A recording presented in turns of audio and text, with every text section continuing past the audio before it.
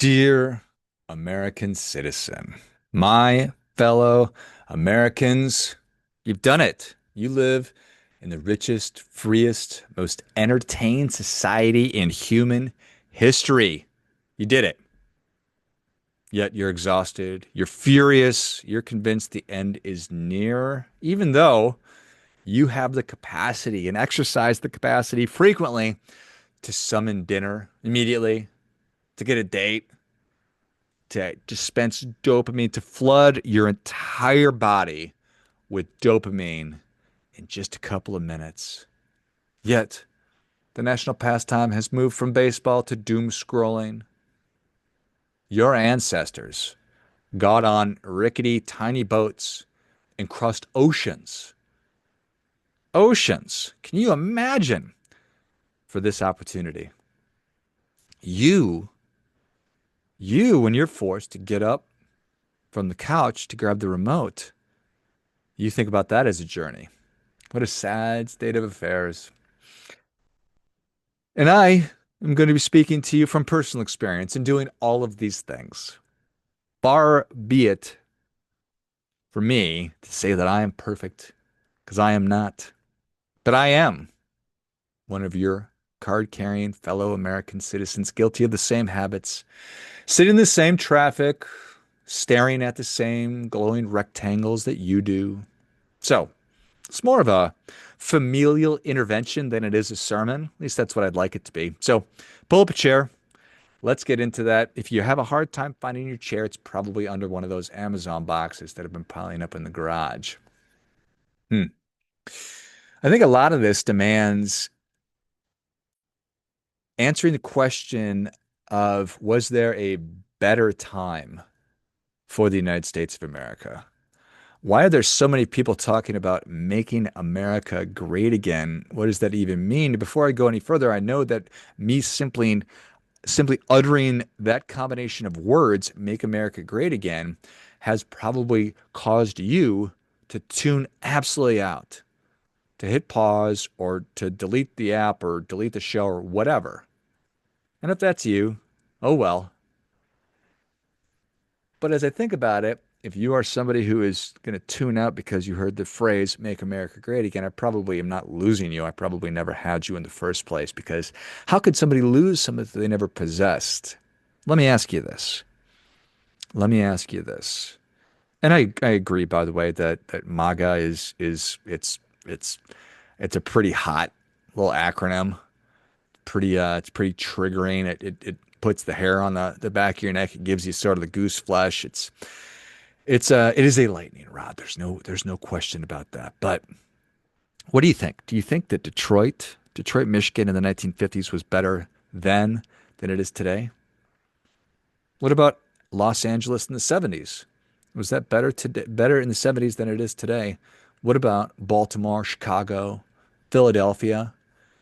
Pretty much all of our cities, were they better 40 years ago than they are today? 40 years ago wasn't really that long ago, was it? It was like 1985? Is that right? Could that be possible? Were those cities better than they are today? Maybe they were, maybe they weren't. You get the idea. You get the idea. You get what I'm driving at. I don't know. I don't think that going to Detroit in 1970 would be more dangerous than it is today. I think that it'd be a happier place. I think we can all agree on that. But let's talk about first principles. Let's talk about first principles. First principles are the most basic foundational truths of a subject. They are ideas that cannot be broken down any further. They are the building blocks, the foundational, fundamental building blocks on which everything else rests. And today's topic, today's letter, is building a high trust, or being a high trust, high functioning society. So, fellow citizen, what are those first principles? And maybe you know, maybe you don't, maybe you never thought about it. Maybe it's going to seem obvious. Maybe the light bulb will turn on, but they're true. First principles, these are what Elon Musk uses to totally revolutionize an industry or to create a new category, if you're going to build a rocket company, if you're going to build a new satellite internet company, if you're going to build a car company, if you're going to dig holes under cities, if you're going to do Neuralink, what is true? What are the foundational fundamental building blocks that must be there that everything else is standing on? And I think that the first one is, again, if we are to return to a high trust, highly functioning society, what do we all need to embrace? Number one is human dignity and the inherent worth of every human being. Once upon a time, we all agreed that every person possessed intrinsic value. Now it's more of an algorithm thing. These days, a stranger's value is measured in likes, a neighbors in the yard signs that they have up, and our own value is whatever number appears next to our follower count. That's who we elevate in our society. So when dignity becomes a popularity contest, we shouldn't be surprised when empathy polls in the single digits. First principle number two, brothers and sisters, is that of reciprocity. The golden rule. The golden rule.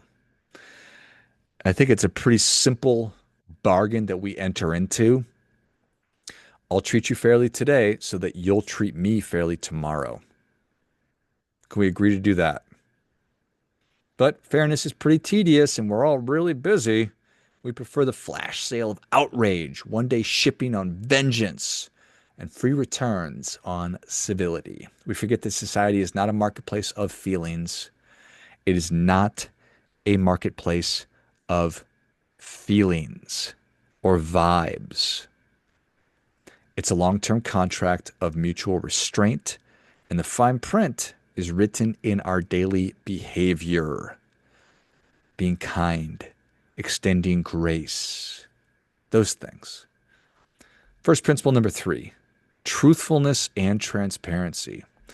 Remember telling the truth. Remember demanding the truth. Remember respecting the truth. Once upon a time, we built libraries and laboratories to protect the truth. Now, we build filters and feed curators to protect our feelings. We insulate ourselves from the truth with our truth. That's not good. Facts are optional. Vibes, those are mandatory. We distrust every institution while begging those same institutions to fix it all. It's hard to share a republic when we can't even share a reality. I might say, go so far as say, it is impossible to share a republic, to share our country, when we cannot even share a reality. First principle number four, rule of law and impartial justice. We used to brag that no one was above the law. Today, we brag about who can hire the better attorney. Justice, we were told, is blind. Now she just kind of squints, turns her head at the polling data. So when rules become suggestions, trust becomes nostalgia. First principle number five, property, agency, voluntary exchange. The founders of our great country, be they imperfect, believed that free people owning their work and trading by choice would prosper. They were right. You and I believe that free shipping is a constitutional right. We finance independence on credit, and then we demand bailouts when the bill arrives. Freedom without responsibility is just a clearance sale on chaos, friends. Number six, shared narrative and cultural memory. Our civilization, our nation, is a story that we agree to tell together. Today, right now, the chapters arrive in competing streams, each one convinced the others are fake. Fake news, cheap fakes. We no longer debate the moral of the story. We debate whether the story even exists. Without shared narrative, strangers remain strangers. The only holiday that we Americans are celebrating together is Black Friday. Number seven, distributed power and accountability. Once upon a time, checks and balances kept ambition honest. Today, we call it gridlock, swipe past it. We demand leaders with absolute authority, provided they use it only against the people we don't like. Then we wonder why every election feels like it's an absolute hostage negotiation and the end of all of it. Number eight, competence and contribution. We have decided to reward celebrity over skill, virality over virtue. Our most visible professions are influencer, pundit, and professional victim. Meanwhile, infrastructure and bridges rust. Classrooms remain empty, and we complain that nothing works while voting for whoever has the catchiest meme, is the most popular viral. Number nine, civic virtue and responsibility. This whole deal survives only if citizens self govern. And right now, we're treating self governance like a gym membership. It's great in theory. We feel good about the idea of it, but we don't use it. We outsource virtue to nonprofits, pay taxes as a penance, and wonder why our communities feel like strip malls with nostalgia. Number 10, our capacity for renewal. One of the really brilliant, genius, important, wonderful things about America is peaceful self-correction. But that correction requires courage. And courage was, and always will be an uncomfortable thing. What we've decided to do instead is turn discomfort into a civil rights violation. We confuse criticism with cruelty and growth with trauma. When the smallest friction is labeled harm, even the democracy itself feels unsafe. Brothers and sisters, fellow Americans, citizens, none of this is fatal yet. High trust is not magic, it is maintenance. It's the boring heroism of paying your bills, telling the truth when it costs you, and showing up when nobody is watching. It's neighbors solving problems before they reach the Capitol. It's parents teaching children that character matters more than Wi-Fi speed. Your founders bet the farm that ordinary people could govern themselves. 2 centuries later, we treat governance like a subscription service, cancel anytime, no late fees, customer support available only during election years. So here's what I propose. Put down the outrage. Call a neighbor instead of posting about one. Read something older than just whatever is on your Twitter feed. Pay the bill for the society you keep ordering from the menu. Truth, reciprocity, and civic virtue are not retro accessories. They are the operating system. Without them, the hardware, the roads, the rights, the republic will fail. America does not need more saviors. It needs grown-ups, starting with the one hearing these words. One last thing. God-given rights are just that. They were given to us from God, not from an elected official, not from some fucking it's not some fucking politician or anybody like that. You're in charge.